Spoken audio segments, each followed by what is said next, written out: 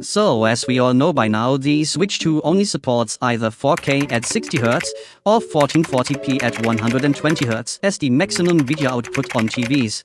This means if you want to have the best possible image quality in some of the games, your TV will need to support both of these. Really bad news for anyone with a Sony TV, I'm afraid, as Sony just refuses to support 1440p for whatever reason. But even some of you Samsung and LG owners out there might have noticed that 1440p is weirdly grayed out in the Switch 2 settings. Samsung and LG are usually extremely good when it comes to supporting all sorts of resolutions, refresh rates, and gaming features. So, what's up with that? Well, the bad news is that for some of you, this actually could be an indicator that your TVs do not support 1440p. For others, it could mean the Switch 2 just doesn't jive well with your TV, even though it should support 1440p. But the good news is that many of you actually don't need to worry, because this 1440p thing just works automatically, even if it is grayed out in the settings for you. This is a Switch 2 connected to a Samsung S95B. When I have game mode disabled, you see that I can select 1440p without any issue. But you should never play on any TV without game mode enabled. The input lag will be, in some cases, catastrophic. So, let's turn game mode back on and look into the settings menu again. Suddenly, 1440p is grayed out and I cannot select it. If you are in the same situation as I am, fret not. Instead, download the Street Fighter 6 demo, because with that free demo, we can check if your TV actually supports or does not support 1440p 120Hz with the Switch 2. Because you see, Street Fighter 6 is a curious game. It wants to force your console into 120Hz, even though it only runs at 60 FPS.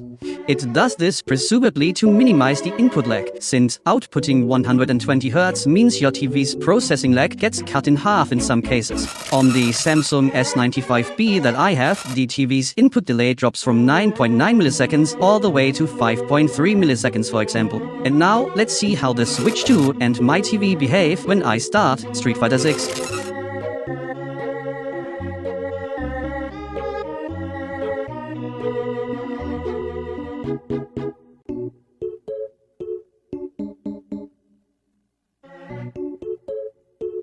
And as you can see, when I open my info display on the TV, it shows that it currently receives a 1440p 120Hz HDR signal. This means on my TV, I can use the full potential of the Switch 2's video output options without any issue, even though 1440p is grayed out in these settings. But I also have seen reports from people with TVs that usually support 1440p at 120Hz that the Switch 2 refuses to work at that output regardless. So even if you are sure that your TV does in theory support 1440p 120Hz, make sure to check regardless by downloading the Street Fighter 6 demo. One user with an LG C2, for example, said that on his TV he only gets it to either run at 1440p 60Hz when he selected 4K in the Switch 2 settings, or at 1080p 120Hz when he selected 1080p in the Switch 2 settings. Very weird behavior, something that can maybe be patched by Nintendo down the line. Then someone with an older LG C1 reported that on his TV it works perfectly just like on mine.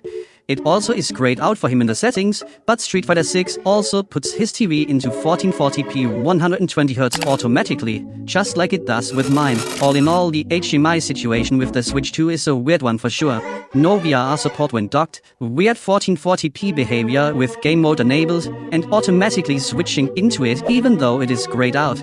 I assume many of this comes down to the complications of needing to convert a DisplayPort signal through USB-C into HDMI. So anyway, that's basically it. Download the Street Fighter 6 demo, set your Switch 2 to 4K, enable the 120Hz toggle, start the demo, and look what your TV's HDMI info says the system is running at. Until next time, goodbye.